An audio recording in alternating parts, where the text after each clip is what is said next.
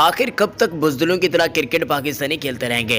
अब तब्दीली होने जा रही है। रमीज़ राजा साहब का मौक़िफ़ पाकिस्तान की नई अप्रोच पर आ चुका है। आईसीसी रैंकिंग पर भी आज हम करने जा रहे हैं बातचीत। अस्सलाम वालेकुम रहमतुल्लाहि व बरकातुहू। मेरा नाम मोहम्मद सकलन साकी है और आप देख रहे हैं यूट्यूब वीडियो।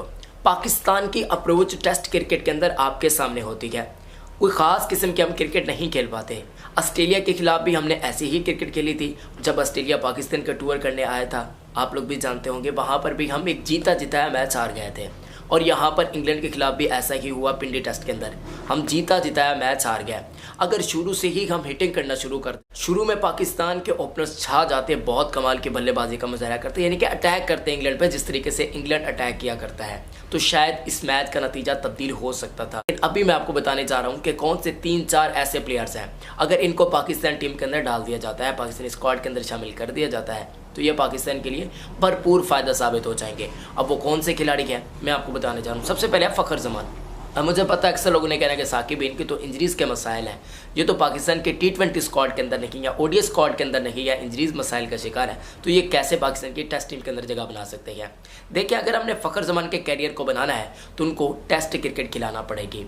ऑलरेडी वो टेस्ट डेब्यू कर भी चुके हैं। शर्जील खान एक मिसाल है।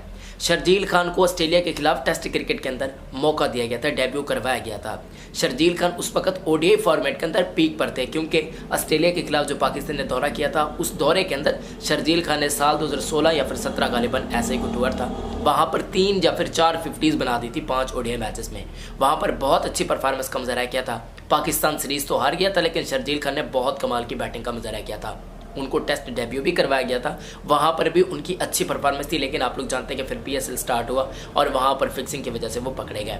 लेकिन आप अगर शर्जील खान को भी मौका देना चाहते हैं, अगर आप नहीं देना चाहते, तो फ़खर जमान आपके पास एक ज़बरदस्त किस्म का ऑप्शन मौजूद है जिसको आप इस्तेमाल कर सकते हैं। अटैकिंग स्ट्रेटजी अगर आपकी क्रिकेट के अंदर है तभी आप ऐसा कर सकते हैं। अगर आप बुज़दिल हैं, ऐसे ही खेलेंगे, भाई हम स्लो खेलेंगे, ये करेंगे वो करेंगे, तो फिर यही सिस्टम चलता रहेगा। इस पर वैसे मैं आप लोगों की राय लेना चाहता हूँ। आपके ख्याल में से कौन से 2-3 खिलाड़ी हैं जिनको अगर हम टेस्ट क्रिकेट के अंदर थोड़ा सा तेज़ हो जाए, 4-5 के औसत हम तकरीबन हर ओवर्स में लेते रहे, तो ऐसे कौन से खिलाड़ी हैं जिनको पाकिस्तानी स्क्वाड के अंदर शामिल करना चाहिए, पाकिस्तान टीम के अंदर जगह देना चाहिए, जो आगे चलकर पाकिस्तान के लिए भरपूर फ़ायदेमंद साबित हो सकते हैं। याद रखिएगा, कोई नौजवान खिलाड़ी ही हो, कोई बूढ़ा शुरा ना हो। फिर आप लोग जानते हैं जब 30 साल से क्रॉस हो जाता है ना कोई बंदा, फिर शर्जील खान की मिसाल आपके पास है, तो ऐसे खिलाड़ी को मौका नहीं मिलता। मेरे हिसाब से शर्जील खान अभी भी टेस्ट क्रिकेट के लिए मौजू पाकिस्तान के बल्लेबाज हैं। T20 वनडे में अगर आप उनको मौका नहीं देना चाहते तो आप टेस्ट मैचेस खिलवा सकते हैं। यहाँ पर यह भी सवाल उठता है कि फिर ओपनिंग तब्दील हो जाएगी, आप उनको नंबर 3 पर खिलाएं। नंबर 3 पर अजहर अली साहब क्या करेंगे? उनकी कोई फॉर्म है, कोई उनकी परफॉर्मेंस है? कुछ नहीं की है। अगर आप शर्जील खान की तरफ नहीं देखना चाहते, आप फ़खर जमान की तरफ नहीं देखना चाहते, एक और ज़बरदस्त और कमाल का ऑप्शन आपके पास मौजूद है। हम ऐसा करते हैं, बॉलरों को जल्दी मौका दे देते हैं। नसीम शाह को देखिए, हमने बहुत जल्दी उनको मौका दे दिया। ऐसे ही चंद मिसालें आपके पास हैं जिनको इतना तजुर्बा नहीं होता। हारिस टॉफीमैन, उनको भी डोमेस्टिक क्रिकेट खेलने का इतना तजुर्बा नहीं है। अगर यही बॉलर्स वाली स्ट्रैटेजी हम अपने बल्लेबाजों पर इम्प्लीमेंट करते हैं तो पाकिस्तान को इसका भरपूर फ़ायदा होगा। ताज़ा तरीन मिसाल जो है वो है सैम अयूब।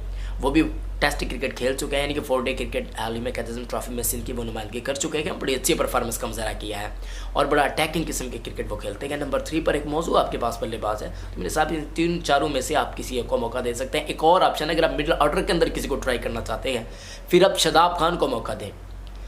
पाकिस्तान को एक बना बनाया लेग स्पिनर भी मिल जाएगा, बल्लेबाज भी बहुत अच्छा है, इवन उनकी क्रिकेट भी बहुत ज़्यादा बेहतर हो जाएगी। अगर शादाब खान को मौका दिया जाता है तो उनकी बैटिंग काफ़ी इंप्रूव कर जाएगी, क्योंकि टेस्ट क्रिकेट में उनके पास रिस्ट्रिक्शंस नहीं होंगी जो कि T20 और ODI में होती है कि भाई आपने जल्दी जल्दी खेलना है। यहाँ पर आप स्लो पहले खेल सकते हैं, बाद में आप अटैक भी कर सकते हैं।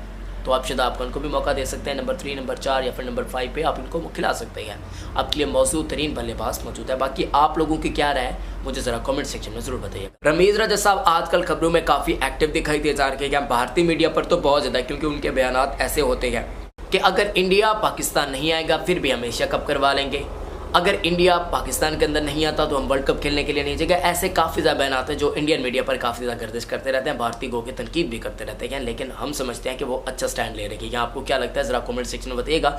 अभी जो रमीज़ राजा साहब ने कहा वो टेस्ट क्रिकेट के हवाले से क्या है? रमीज़ राजा साहब समझते हैं कि पाकिस्तान की अप्रोच अब बेहतर होने जा रही है, हम अटैकिंग क्रिकेट खेलने जा रहे हैं। पाकिस्तान की मौजूदा टीम के अंदर आपको बड़ी तब्दीली देखने को मिल जाएगी।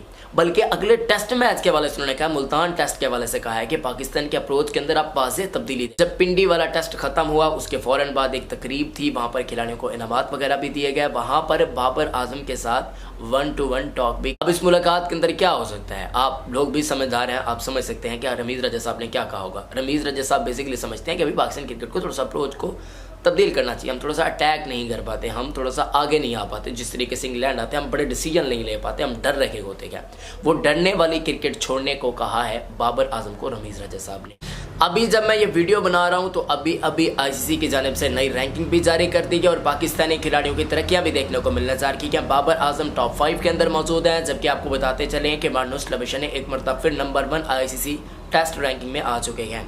सऊद शकील की तरक्की देखने को मिली है, वो 90+ अभी यानी कि उधर रह रहे हैं, 90+ उनका कोई पोजीशन है, 91 है गालिबन। और अगर हम बातचीत करते हैं इमामुल हक की तो वो 38वें नंबर पर गालिबन आ चुके हैं। ऐसे कुछ उनकी तरक्की भी हुई है, यानी कि कुछ उनके दर्जे बेहतर हुए हैं आईसीसी की रैंकिंग के अंदर। जबकि ख़ास बात यह है कि 5 दर्जे बेहतरी के साथ अब टॉप 15 में अब्दुल्ला शफीक भी आ चुके हैं। बहुत जल्द आप अब्दुल्ला शफीक को टॉप 10 में देखने जा रहे हैं, यानी कि बाबर आजम के साथ, तो यह कमाल का हो जाएगा। T20 मैचेस की बातचीत करते हैं तो टॉप 10 में रिजवान और बाबर हैं। ओडीआई की बातचीत करते हैं तो इमामुल हक और आप लोग भी जानते हैं कि बाबर आजम साहब मौजूद है। टेस्ट मैचेस की बातचीत करते हैं तो बाबर आजम और अब्दुल्ला शफीक आने जा रही हैं टॉप 10 के अंदर। ये कुछ पाकिस्तान की बेहतरी हुई है, पाकिस्तान की बैटिंग लाइन।